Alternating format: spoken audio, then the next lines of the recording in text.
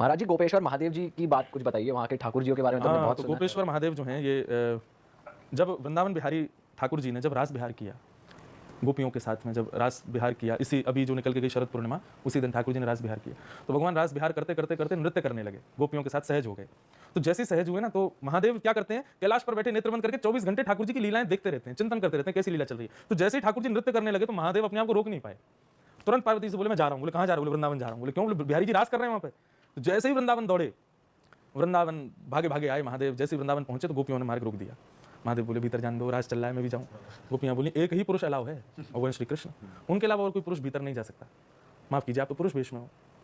महादेव बोले क्या करूँ, कैसे करूँ, कहाँ जाऊँ? तभी महादेव ने एकांत में जाके, महादेव का नियम है, उनको जब भी प्रसाद पाना होता है तो वो अपना कमंडल आगे करके करते हैं भिक्षाम देही।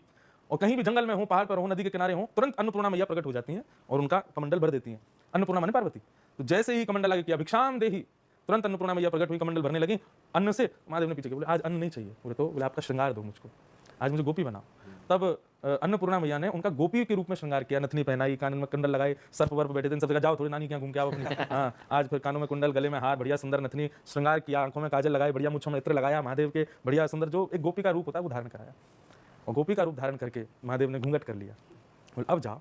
जैसे ही जाने लगे, गोपियां बोली यार कौन है, धम धम सी चलती आ रही है, ऐसे लग रही कोई मर्दानी चाल है। ये है कौन? पैरों में बाल दिखाई दे रहे हैं, हाथों में भी केस दिखाई दे रहे हैं, मतलब कोई लग तो नहीं रहा कि स्त्री है। बोले पहले इसका रूप देखो। द्वार पर आते ही गोपियों ने कहा पहले रूप दिखाओ। महादेव बोले जिनके लिए सजे वही देख पाएंगे हमको, और किसी ने देखने का प्रयास किया तो देख ही नहीं पाएगा, मूर्छित हो जाएगा।